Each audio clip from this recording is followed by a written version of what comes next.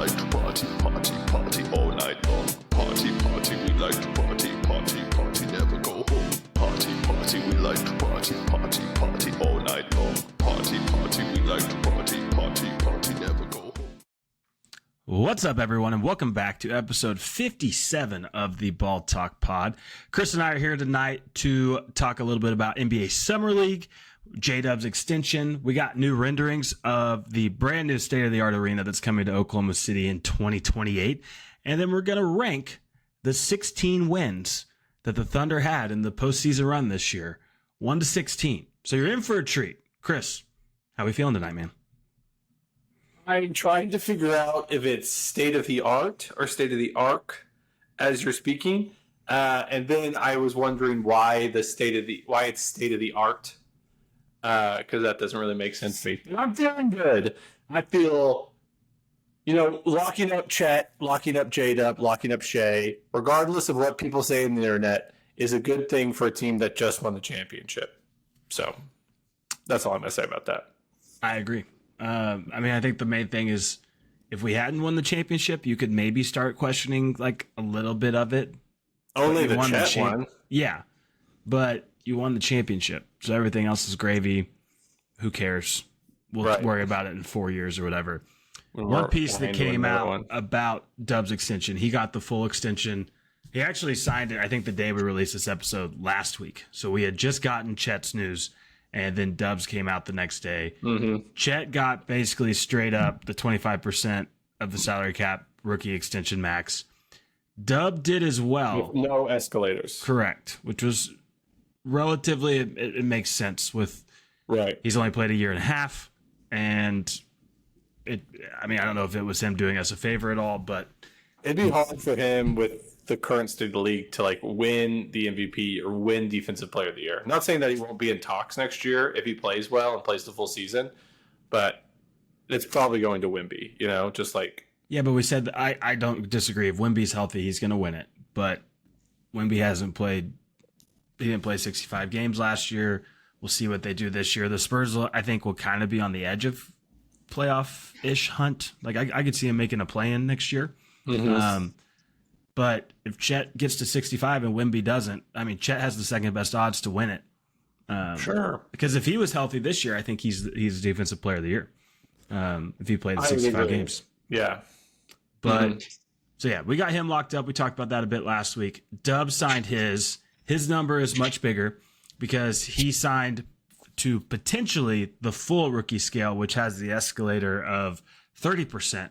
But what came out with his is today they kind of finally got the details out to Spot Track, whatever it is that has every player's contract and salary cap for each team. His escalator is only based on which all NBA team he makes. So this year he made third team. You can make second and first, obviously. Now, if you get the third, I think he gets the 1% escalator. If he gets second, it's 2 to 3. It only goes up to the full 30% if he makes first team All NBA or wins MVP. Maybe Depoy as well. But, I saw someone on Twitter say it was this could not be more of a best case scenario because if he does get to the full 30%, you're telling me that J-Dub just became one of the top 5 players in the NBA? And we don't care about him getting 30% of the cap? Yeah. It's a great 100%. Problem to have. Great problem to have. So that was massive news. It's nice for Thunder fans that we don't have to sit here and worry about what happened with Harden, even with Durant, obviously, and Westbrook when he was going through his contract extension talk. His second one, he didn't sign until almost training camp. So everyone was sitting here is he actually going to sign it? There was just some kind of cloud over the team. And now they're no, we're good. We're good. You know what? We're good. We're going to sign with the champions that we just did. Instead of Kevin Durant leaving for, I guess he didn't leave for the champions that year. But instead of him leaving for the champions, they're just signing back to champions. So why would you leave? It's a nice mix-up. In that time that they will be under contract, the Thunder are opening a new arena. And we got... LeBron Superdome. There's potential for The some Breakfast barn. I like that. the bag of burgers barn. The bag of burgers barn. Every season ticket holder gets a bag of burgers every game. Yeah, and it's just season ticket holders. You like they'll check. Yeah. But we got the renderings at Mayor Holt's State of the City address today. The architect was there. I was lucky enough to go. So shout out to my company for allowing me to go. Mayor Holt's a great speaker. He loves Oklahoma City. He came out to All I Do Is Win. That was his intro song. That's good. Because that was his mantra last year is like, all we do is win, because they just won the vote for the new arena that prior December. Sure. The Thunder were starting to win. Like, Oklahoma City's been growing so much. And he was like, I didn't know this was going to happen so soon, but now all we do is win NBA championships too. Like, it could not have been more perfect. And then they also had the architect that we chose, Which is cool. to come speak and kind of provide the vision. And one of the things that I thought was cool about that was he was like, I mean, obviously he wasn't in every single meeting, but they obviously put together a search crew and to find who was going to be the architect for this. And he said all the others came in and had all their ideas and mock-ups of what they wanted the arena to look like that they thought would please, you know, the city council and Mayor Holt and Clay Bennett and everyone involved in that. And the guy who won it came with no plans and said, pitch me your vision and then I'll tell you how I see it. So he just came and listened, and I thought that was cool. He said the things that kind of stuck out to him were community and resilience, togetherness, kindness. Sure. I mean, I feel like you could say every city is going to say that's who they are. Yeah. So he was listing off the names. I was like, these are so generic, but yet the community part, the togetherness. I mean, one of the Thunder's main mantras over the years is "We rise together." So it makes a little sense. But then we got this incredible video, and now we have the mock-up of what will be the Thunder's home arena in starting 2028, 2029. What are your initial thoughts? Are we a fan? Are we worried? Are we worried about all the glass in Oklahoma? A lot of hail. Oh, because of hail? Well, it's got to be strong glass, bulletproof glass, hopefully. Yeah, I didn't even think about that. I loved it. It has, you know, it looks a little, there's nothing like extravagant outside. But if you look at Oklahoma, it's not like Oklahoma City is not extravagant, right? There's not like, you know, but you don't go and it's not like the Clippers arena where it's just like touching the ground and doing all these weird things. You know, it is a Midwest city or a Southern city, depending on where you live in the country. It's modest but awesome. The glass is really cool. It has it's kind of shadows what the Paycom looks like in my head, just kind of like a disc. There's more windows on Paycom than you think. Yeah. But they also have like the surrounding area kind of matches the Myriad Gardens or what the rendering looks like. Obviously, they're able to make it look better, but that sort of continuation of the Myriad Gardens is going to be so visually pleasing, at least to me. I think it's going to look really seamless into the city, which is kind of what I was mostly hoping for. Yeah, I think one of the main keys too is, and this was the mock-up, and that's what I kept telling myself is like it might not look anything like this technically. Sure, it'll be close, right. but there'll be stuff that they have to tinker with. Sure. But in the mock-up, they had like a specific part of the outside pavilion specifically named Thunder Alley, which was what we had back when the original Thunder team was going through, and then some stuff happened and they had to stop doing that. But if they could bring that back and show games every single game and people can go there for a watch party, especially during the playoffs, it becomes exactly what I envisioned. You know, not that my vision matters, but the inner part was so open.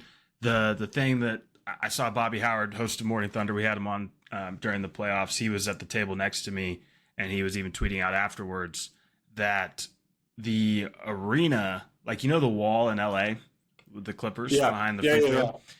The hope and the vision is that we will basically have that all around the court. Yeah, like it'll be like you're on top of them. The stairs are the steepest they're legally allowed to do, or something like that. Yeah, people are like, it's Gallagher Iba.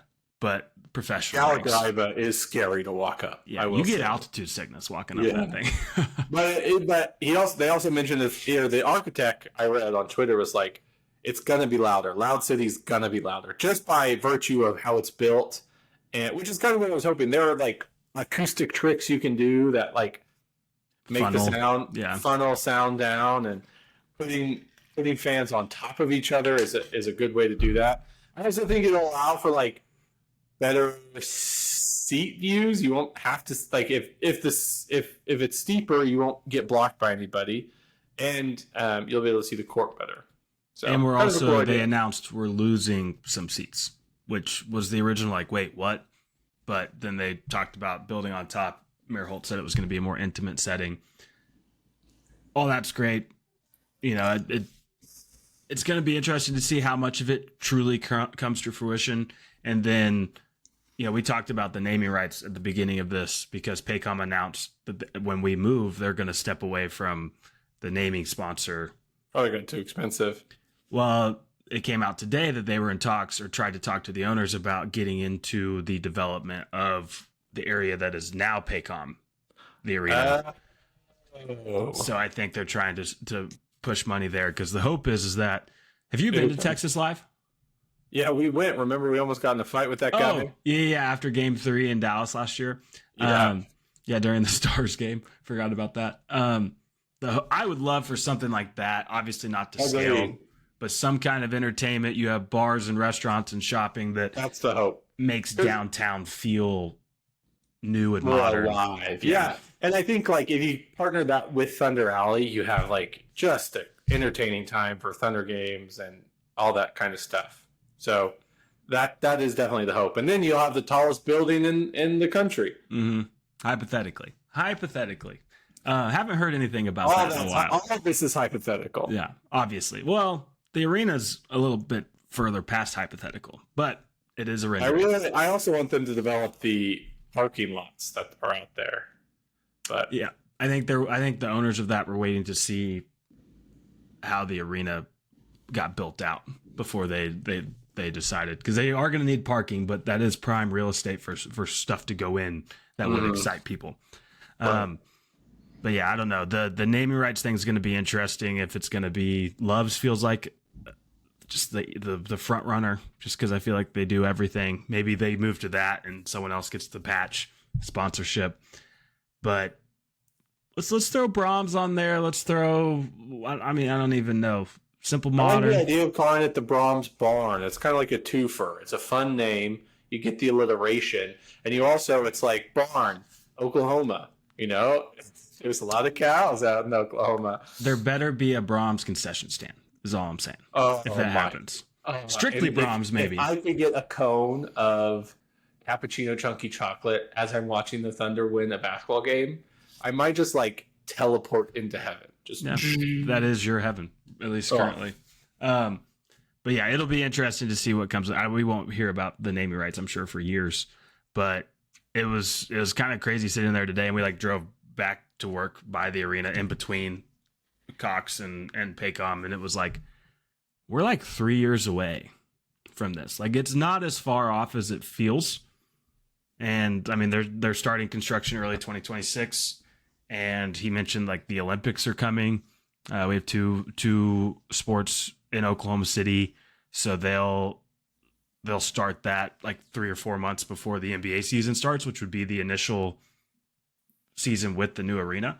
And I would expect them to have a lot of that done, or at least the hope is that a lot of that is done when the Olympics do come to kind of showcase downtown in the city. So it's coming quicker than we think. It's weird. We're getting old. Time flies.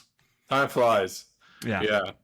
And then lastly, before we get into our ranking, the Summer League boys are tipping off here in a couple minutes with a chance to advance to the Summer League playoffs, which all we do is win championships, as Mayor Holt said. So I don't know if there's ever been a time that a team has won the NBA Finals and then also went on to win the Summer League. And if that happens, the NBA Cup better watch out, because we're coming for the trifecta. The only thing we missed last year was the NBA Cup. Yeah. But we're going to right those wrongs this year. I don't even remember playing in it. I think it's a new thing. Oh, is it new this year, the NBA Cup? I hope so. If that sounds like it's new to this year only. Maybe they had it like 2 years ago, but they skipped last year for some reason. Yeah, well, I think the championship got canceled. Oh, is that what? That's what it was. That's why I missed it. I just like didn't care because there was no championship. Yeah, that's what it was. So yeah, hopefully that'd be super cool if that happens. They've been playing well. AJ Mitchell looks way too good for summer league. Topich looks Brandon Carlson interesting. looks too good for summer league. The fact that Brandon Carlson could not get even a better two. I mean, I don't know what the scales of two-way deals are, but for all these other rebuilding teams to not at least give him a small guaranteed contract to get him over, especially after being in the Thunder organization, feels like a major win to bring him back. And it's a small win, but I couldn't believe he was on our summer league team. I was talking to Grace about it the other night, and she was like, "Is Brandon Carlson still on the team?" I said, "I don't know." Like, and then I looked because I hadn't seen him play, and they talked about not having a big for summer league. I was like, "Well, he'd be the perfect big for this team, kind of a stretch guy who can defend the rim." And then all of a sudden, he comes out and like has a great game. I'm like, okay, he is on our summer league team. That's nice. And it's nice to see Topich play with like somewhat of a comparable big to what he will play with come the regular season. So I think Brandon Carlson is like Chet, but like light. Chet You can't like, get much lighter than Chet, but it's not like, Chet's like Budweiser. Like if you're thinking about beer, Chet's like Budweiser, but Brandon Carlson's like, it's not Bud Light. He's like Bud Zero alcohol or whatever because he's Mormon. Yeah. Yeah, I don't know if Chet's Mormon. We'll have to ask him. But that's what Brandon Carlson is from Utah, so I get where you're going with that. That was the whole joke. Thanks for explaining it to the people. You're welcome. It took me a second. I'm too worried about how we're going to rank these 16 wins. Okay, let's put it up on the screen, Ben. Now, let me share it. this bad boy. I worked hours on Let me this. see it. It's a great PowerPoint from what I've seen. That's an Excel doc. It's a spreadsheet. Yep. So here's what we're doing. Chris and I are going to go through, and this isn't that complex of a deal, but we're going to go through and rank the 16 wins. You had to win 16 games to win the NBA championship. And we're going to go through and rank those. Series. We won 16. We won the championship. The Larry O is in Oklahoma City. I actually think it's headed to Germany for Isaiah Hartenstein's like event this year or this summer. But there will be a banner in Paycom is the bottom line. And Chris and I are going to go through and rank 1 through 16, our favorite or what we think is the most important or impactful wins of this playoff run. Now, Chris, do we want to start at 1 and work our way down? You want to make the people wait. Okay. You got to tease them. So then should we just move games 1 through 4 from the Grizzly series to the bottom 4? I would say, I think obviously the first game where we won by, 50 points? It was 51, and it was a playoff record for game 1. See, my thing is like winning by 51 feels impactful. Like Okay. I would almost put like, okay, so let's think about it. Grizz game 1, we won by 51. Game 2 was like a 20-ish point game. And then game 3 was the 29-point comeback when Ja got hurt. And game 4 was the closeout, which felt important because we advanced, but I don't remember, like the game wasn't that exciting. I would say like this game 2, like the 118-99 game. It just, you're right. It was just sort of like a ho-hum win. We knew we were going to win, and it was like, we just are here. Like, although Ja did figure us out. I don't know if you remember that. That was game 3 he figured us out. Yeah. Well, it took game 1 and 2 for it to click, and then, thank goodness he got hurt, or else we wouldn't be talking championship. He figured out the champs. Yeah. There'd be a different champion this year had Ja Morant not got hurt. The best part is it wouldn't have been Memphis. Yeah, they would have lost. I agree. Game 2 felt the least, I don't know, impactful. Like, it was just kind of like, okay. I would say, honestly, Minnesota game 1 is like, it just felt like a regular season game. I know we talked about after that game, it was just sort of like a regular season game for me where I wasn't nervous at all. And maybe that's probably coming off the Denver series, but it feels like Minnesota game one was sort of just a regular season game. Well, my thought on that, I definitely think it was probably the least exciting game of that series, but I still feel like maybe there's some Grizz, like 1 or 2 games before we. I don't know. It was the Western Conference Finals. I guess that's true. Then I would say like winning. Do you want to go like winning by 50 or I feel like the comeback from 29 down is bigger than that game for sure. Is bigger than the Wolves game 1. Yes. Yeah, I would agree. But I would maybe throw in like the other 2 Grizzly games are fine. Like here, you mean? Yeah, like 15 and 14 you throw in. Advancing is probably better than winning by 50. You know, don't you think? Yeah, because we got through it. Yeah. All right. So 13, then, are we throwing the Wolves game 1 here? You can either do that or Denver game 2. No. Never mind. I figured I said that. Yeah, let's do Wolves game 1 for sure.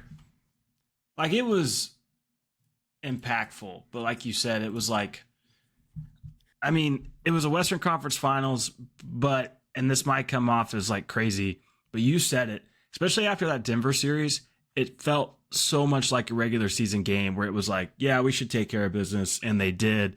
Shea had that incredible and one in the fourth quarter where he's like falling down and basically parallel with the floor when he shot it and made it. So there were moments, and I think game 2 is even more impactful just because Shea got the MVP trophy that night.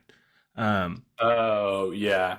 Mm-hmm. So that's because they were pretty comparable games. I think they both were. I'm pulling up the game honestly, right now, but honestly, that game 2, him going out there and winning that game and the performance he put on after getting the MVP, I was like, he has to do that, or it just like feels worse. I was right? honestly nervous more so for game 2 because I was like, you can't win the MVP and then go out exactly and lay an egg. What I'm saying, 100%.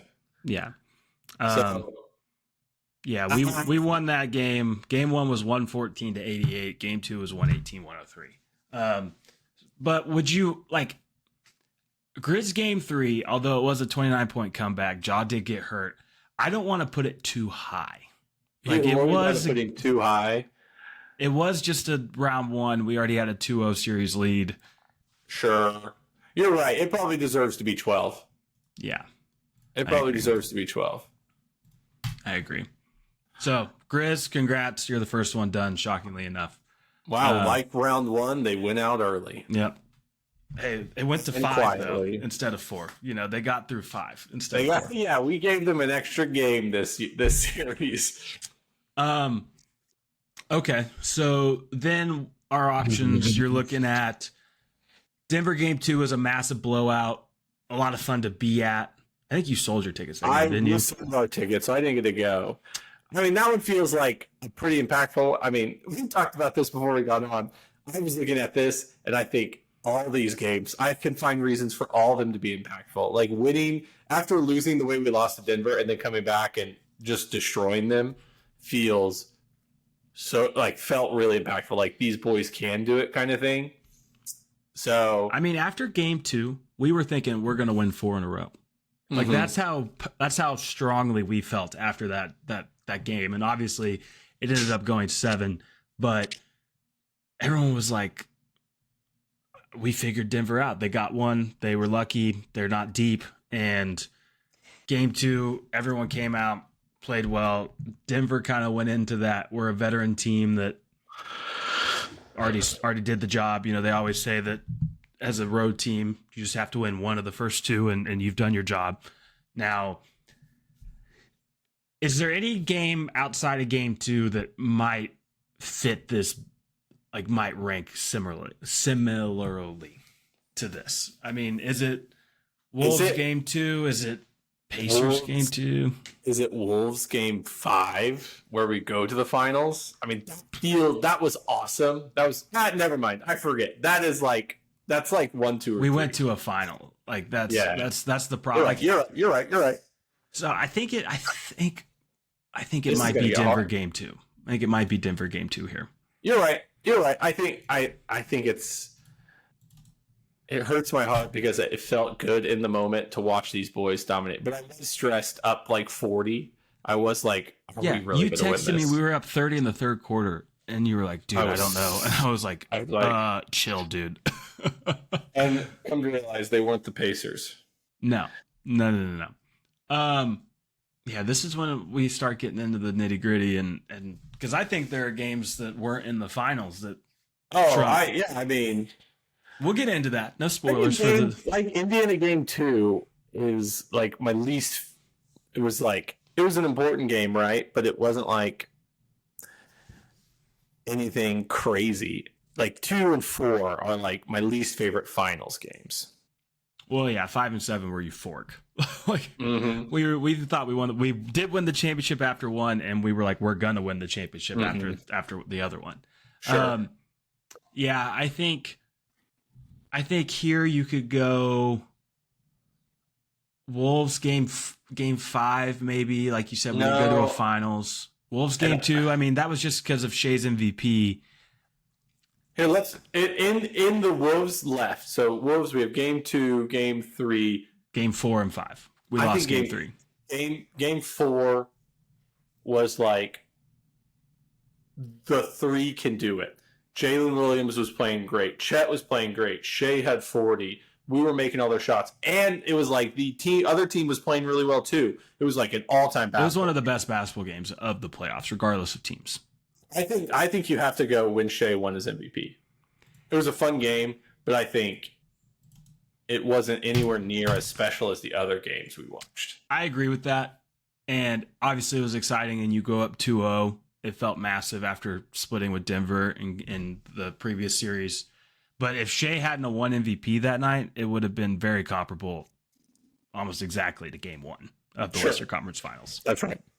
Now, this is where it gets a little tricky, because you're like, in your brain, you're like, yeah, you won 4 finals games. They're 1, 2, 3, 4. But with the context of this team growing up over the course of these playoffs, I feel like this is when you can start putting some finals games. I mean, do I remember? Because you talked about like euphoric feelings for Game 5 and Game 7 of the finals. Do I remember Game 4? Game 4 was the biggest relief I've ever felt after a win. Yeah, I think Game 4 goes here because it was torture. It was torture for 3.5 quarters. See, but my thought is it was torture. It was one of the worst, least amount of fun I've had watching a game. The context of we were down, I think 8, middle of the fourth quarter. We go on the run. Shea hits that big 3, and then we get a stop, and he comes down and like trips into that fadeaway jump shot on the baseline to take the lead. That was a moment. Like, he scored 15 points in the fourth quarter to basically save the season. You go down 3-1. We're probably not recapping a championship team. I get that, but for 3.5 quarters, I was in so much pain. Not speaking to my wife, barely drinking my beer. It was torture. But do you think, and I guess it's the context of, are we doing most important or our favorite wins? Because I think Game 4 was more important, obviously, given the context of potentially going down 3-1. But what Shea did in the fourth felt more important than Game 2. Game 2 was like, hey, we kind of blew them out. They pulled their starters with like 4 minutes left. We got Furphy that was minutes. a weird game. We got Furphy minutes. Yeah, you're right. Game 1 or Game 2 is probably. I mean, what do we have for Denver left? 4, 5, and 7. Yes. Do we think that? I mean, 5 was such a good game.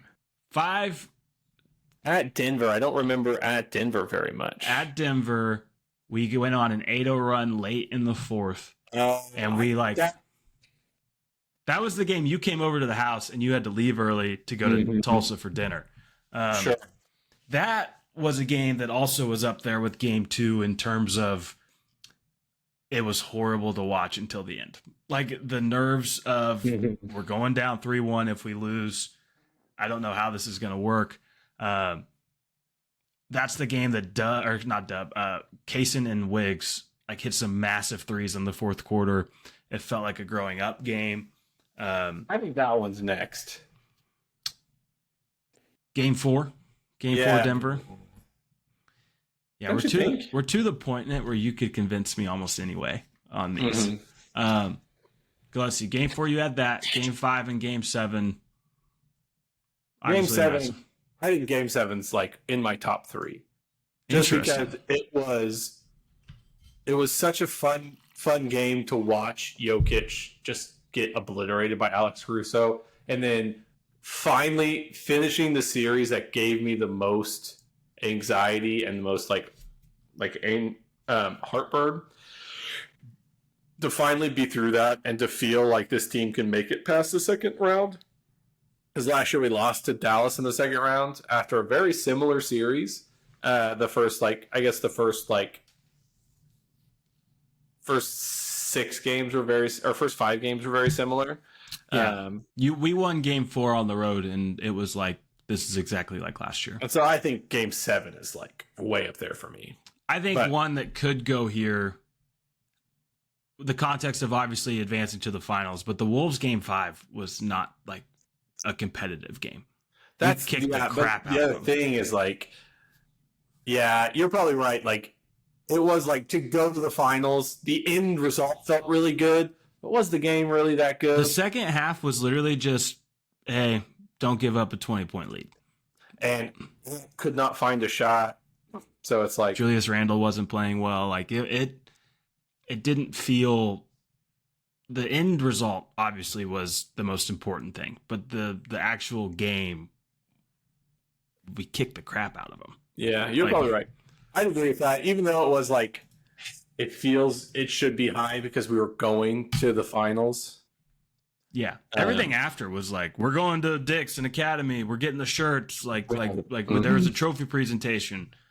It was awesome, but the game was so not boring because your team was about to advance to the finals, but there was very little suspense or doubt as to what was going to happen after the first 5-ish minutes of that game. I mean, they scored 9 points in the first quarter. I was about to say, they scored 9 points in the first quarter, and it felt pretty much like the boys knew what they were going to do and take control. And win. Yeah, like they interviewed Mike Conley at the end of the first quarter, who's like 37, 38 years old, maybe even older, I don't know. But like the main vet on the team, they're down, I think it was 26-9 at the end of the first quarter. Like Kaysen hit a 3 at the buzzer. And they're like, win or lose, what needs to happen the rest? Because they're like, I don't know what to ask them. They're already down 17. It was like, this game's over. Yeah, I'd agree. So yeah, we have Wolves Game 5 at 8. And what do we have left? Denver Game 4. So Denver Games 4, 5, and 7. Wolves Game 4. And then we have Pacers Games 4, 5, and 7. Okay. Wow. Let's see. Where are we going from here? I think you got to go. Let me see. I could talk myself into any of them, like you said. I feel, you know what? I think you're totally right. Is it Jalen Williams' 40-point game? Is that next? The Game 5? Is there a Denver game that like... This might be the game for Denver. Like, we freaked it out on the road. I do think, we just... And this is our podcast. We're going to make up the rules as we want.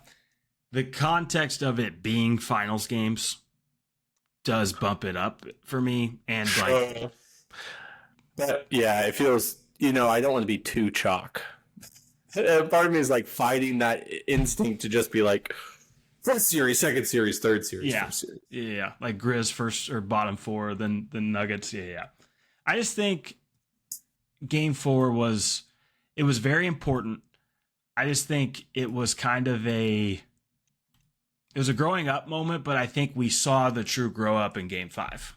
Yeah, I was watching from my phone in the car, and it felt, at least in the car, it felt easier than any other of the ends of the Nuggets games.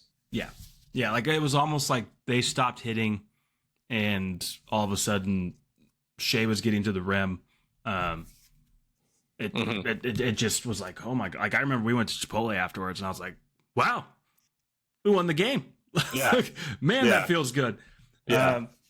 Because obviously you were preparing for the worst towards the end of that game, at least going into the fourth quarter of like, man, if we lose this. So yeah, then we have I would the top say 6. Denver game 5 is next. This might, I'm gonna be honest. Denver game 5 for me is like top 2. Top 2? Yeah. Yeah. Is that's when Jokic did that like crazy turnaround thing, and then we came back and The moment that was game 5, like we talked about, with games 1 through 4 playing out almost exactly like the Mavs series. You had a young team coming back home for game 5. You had a veteran team that had done it before with they played it like an 8 to 9 point lead a lot of that second half. We started out hot. We were up 12-2 to start that game. And then Jokic went for 40 plus, and you're like, crap. And then one of the biggest keys to me, like in this championship run, was one, the Lou Dort 3 straight threes to pull us out of a for sure loss. And then the defense locks up. Jokic is like, the performance from Jokic almost scales it up even more so. Sure.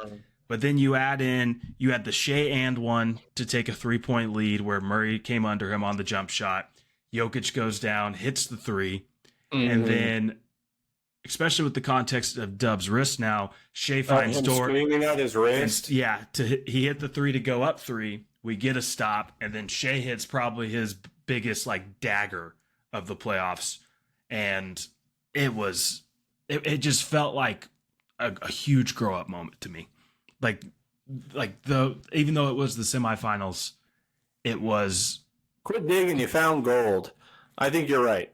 I think it's definitely not there. It may not be top 2 for me, but we'll get there. It is. But we'll get there. Then I think you have to go Jalen Williams 40 points. Man, this is so hard. think- So let me ask you this: compared to the Pacers games, where are we putting Wolves game 4? I think that was such like you talked about with like the Denver. It was just such a beautiful game to watch. And I might be a little. I watched that one. The Paycom, they opened it up for fans to come watch, and I was able to go to that one. I also went to the. You went to one of the finals games, right? I went to one of the finals games too. The one we won, game 4. 4. Yeah. It has a special place in my heart watching, Shea's cousin go and shoot those threes and look like he's making like every 23 bucket. points that game. And like he was phenomenal. Being the best Wolves player on the court. I mean, Jalen Williams' 40-point game means a lot because he doesn't score as much as Shea does. He probably could, but Shea has the ball a lot, and he was dealing with a wrist injury. So I get the context of that after it, but during it, it was a special game. But was it a better game than the Wolves game 4? It did put you on the brink of winning a championship. That's the only kind of trump card. In that context, you go and lose game 6. Yeah, but if you don't win game 5 and Dub doesn't go off, you lose the series at game 6. Sure. Well, no, I'm not saying won by here. 11 points. Here's the deal. I think Dub's game 5 is higher up. I'm not saying it's higher than game 4 per se against the Wolves. But I also think do you go Denver game 7? I Because kind of that think is so. that's top. Oh, see, that's top 2 for me. Like I talked about, just the stress of that being over, that instant relief, the ability to feel like game 1 of the Minnesota series was a regular season game. Like there was no stress at all. Like the boys were just going to hoop. That's fair. That's fair. I mean, that feels way more special to me. The thing going into Game 7 though was Gordon was hurt. I remember getting there early, like, oh my gosh, is he playing? And he ended up playing. Yeah, sure. And so like after it was kind of like, okay, and in that Game 7, Dub had like 17 in the second quarter. Like he was amazing in that quarter. He had a couple steals on Jokic. Caruso had one where he pulled the chair and went down. I mean, we went up. Like I think we were up 2 and we ended up 14 going into halftime. Such a fun game. It was the first time in that series we saw like a true Thunder avalanche that we had experienced throughout the tornado. A Thunder tornado. Yeah, that's the ball talk mantra for it. I don't like it, but hang on.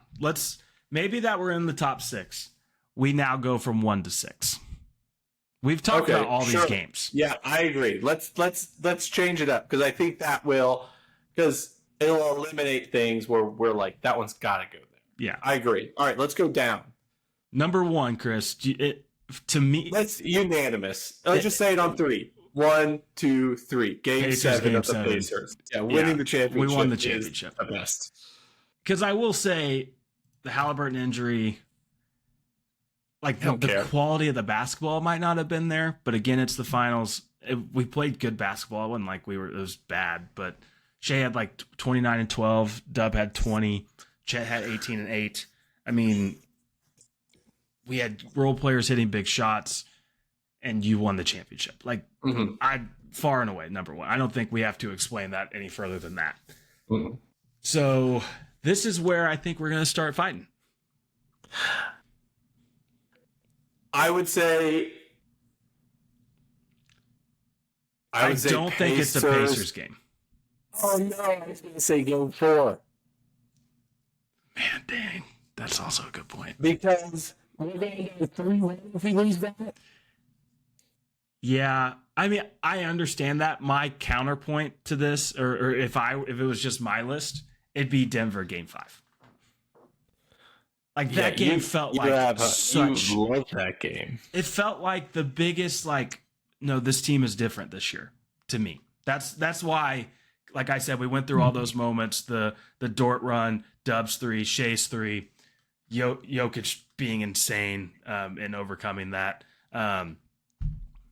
But because it also was like, we talked about Game 4 sucked to watch for 3.5 quarters. But that also might be why it was important. Yeah, I mean, it was so important because you can't go down 3-1. Yes, you're going back to your building, but that means you have to win Game 6 at their place with their ability to win a championship. And then we lost by 30 in Game 6. Yeah. Okay. So we're between Pacers Game 4 and Denver Game 5. Can we agree that these are 1, 2, 3? Or like these, whichever one we don't pick. Sure. Okay. Yeah, I think so. Okay. We'll go Pacers Game 4. Because again, we did talk about the elevation of it was an NBA Finals game. I know, and I know that I was arguing for it being the most painful game, but I think I talked myself into it being the second most important game. Pain and importance can go hand in hand. Very close. Okay. So we have Pacers Game 7, Pacers Game 4, Denver Game 5. We have a game left from the last 3 series. We have Denver Game 7, Wolves Game 4, and Pacers Game 5. I think it goes Pacers next at number 4. Pacers Game 6. Game 5. But Game 5, yeah. I think I talked myself into it being above the Wolves again. If we're gonna argue Pacers Game 4 being above Denver's Game 5 for the fact that it was like a finals game and it was like the importance of truly winning the championship, I think it pushes it ahead of that. Do you go Wolves Game 4 on slot number 5? And then Denver Game 7, number 6. Yeah, I think you do. I think that's it. I think that's the quintessential correct ranking of the Thunder playoff wins from 2025. If you have any thoughts, tweet at us and we'll drop a comment or revert back and watch again. you know. Yeah, because and we then give. you realize why you're wrong. Yeah, and we're gonna try. I mean, this is a try. We're not gonna promise. We are recording video for this, so we're gonna see how that works. Potentially post on Spotify. We have See how handsome we are. Yeah, Chris just got a haircut. I'm getting one tomorrow. That's why I'm wearing a hat. So yeah, overall 1 through 16, we have Pacers game 7, Pacers game 4, Denver game 5, Pacers game 5, Wolves game 4. Those are your top 5. Then you go Denver game 7, Denver game 4, Wolves game 5, Pacers game 2, Wolves game 2. There's your top 10. And then Denver game 2, Grizz game 3, Wolves game 1, and then 4, 1, and 2 from the Grizz series. I'm not overly shocked by any of this. Like all of it, like again, you could have convinced me 3 different ways on this, but It's a good mix, but I think it's like it really makes you feel that like the Denver series was more important than the Wolves series. You know, the Pacer series, because of the final, is the most important. And then you have the Grizz at the bottom. I think it's like it from a fan's perspective, it has that correct ranking of the series overall. Because I would rank the series overall: Pacers, Denver, Wolves, Grizz. Grizz. Yeah, Agreed. and you kind of see that with the way they're ranked. Yeah, I agree. It's crazy to sit back and be able to rank 16. Now, let me ask you this, and we didn't talk about this. I don't even know if I have something prepared for this. Is there a loss that is like, I mean, it's not really an honorable mention because this is a ranking of wins, and there are no other wins in the playoffs for the Thunder. Is there a loss that you think is worth mentioning as important to winning these 16 games and finishing the journey?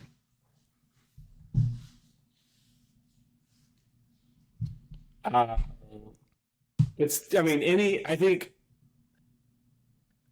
think the loss in game 3 for Denver, that OT loss where we were winning again, we had the lead, and all of a sudden they come back and they push us to. Aaron Gordon hits another 3 to push us to overtime. You're just sort of like, God, dang it. And I think that's the moment they realized they had to grow up. And that was the game that Shea walked off the court smiling and laughing. Mm-hmm. Yeah. Which became an all-time moment that they won. If they had lost, man, he's going to get burned even more on Twitter than he already does. Mm-hmm. But yeah, there you have it. There's our list. There's the Ball Talk list of the 2025 Thunder playoff wins.